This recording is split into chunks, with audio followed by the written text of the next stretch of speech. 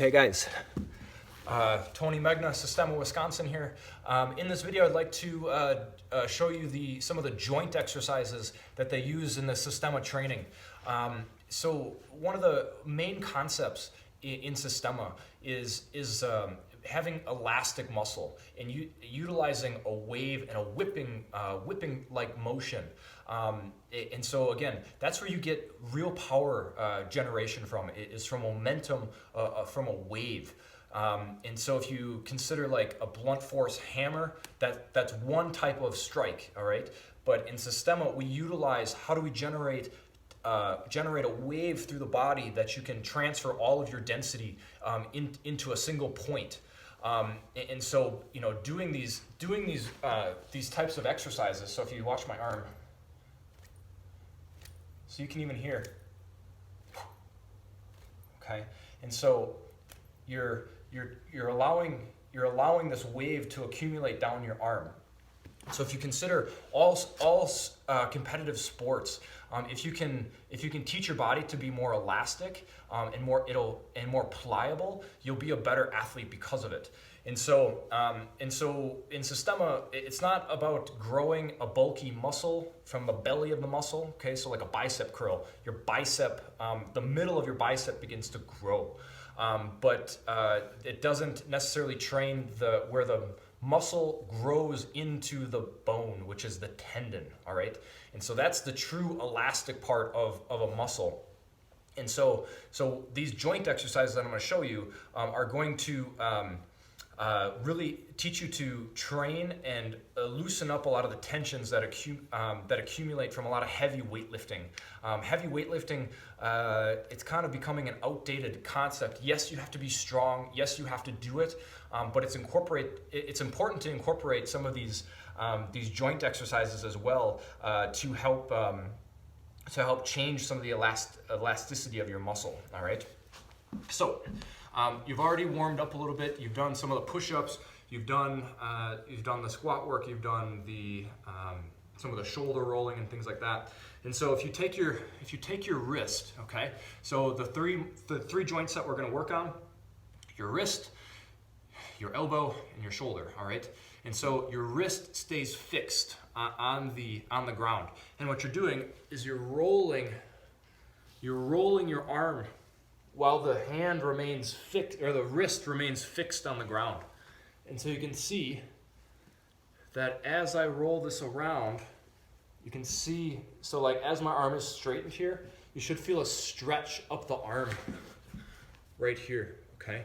And then as you roll this, you're putting tension in the arm as you're stretching the ligaments. So it's movement, it's a dynamic stretch of the connective tissues in your arm. And so this exercise, you're gonna go in both directions, okay? So I'm at the wrist, so I'm not going over my knuckles like this, okay? So the wrist is specifically fixed, all right? And so again, you're rotating around that point, so it comes around, just like that. You see it? All right. And so the next one, all right, you're gonna fix your elbow to the ground now. And so now your arm is moving in this direction. So the lower part of your arm is circling around. The elbow stays fixed. So you'll get to a point, the wrist should flip, okay?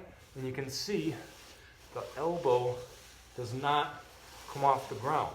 All right, and so what's going to happen is when you try this, you're going to get to this point right here, and what's going to happen is the elbow is going to want to lift up. Okay, and so what you have to, it's not about how many reps you can get, it's about how pliable the muscle is. All right, and so if you look at this, as the arm comes around like this, okay, now new tension accumulates up the chain, meaning into my elbow, into my shoulder, into my back. And so to free up and allow this to come around, you can relax yourself down the chain to free up the movement to allow this to come up, okay? But if you're in this position here, you can see I've practiced this so my joints are pliable. And so it comes around. But if you don't have the flexibility, you can breathe, obviously. You're trying to figure out. So as it comes around, you're trying to figure out what do I need to relax up the structure, up the muscle chains, the lines, up the related muscles. Where can I relax to free up motion?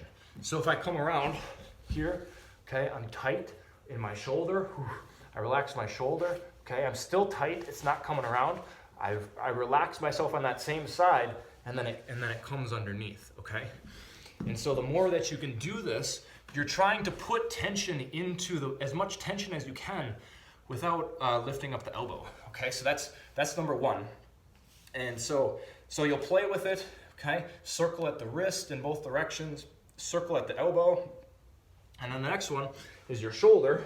Okay, and so now you'll fix your shoulder to the ground, and so now your arm comes around like this.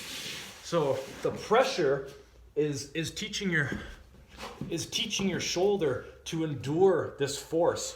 So it comes around,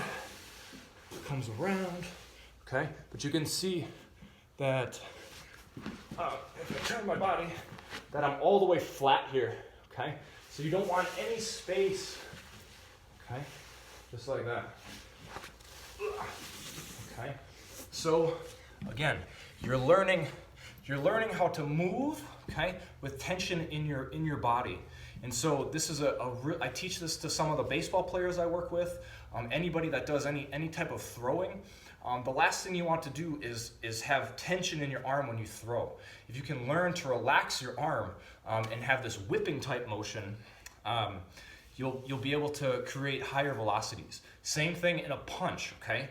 Any tension that you have in your arm when you're trying to punch is only going to restrict you. You as an athlete, you cannot be bound by your own muscle structure. And so these types of exercises, it really opens up your body. So I thought I was running out of time. So again, try these exercises: wrist, elbow, shoulder. Okay. See where you're tight. It's also a self-reflection exercise as well. You need to learn about your body to understand its own limitations, and you need to understand how you can loosen some of these up to ultimately create freedom of movement, and that's the goal. And so again, email me with questions. Tony Megna, Systema, Wisconsin. Thanks for listening.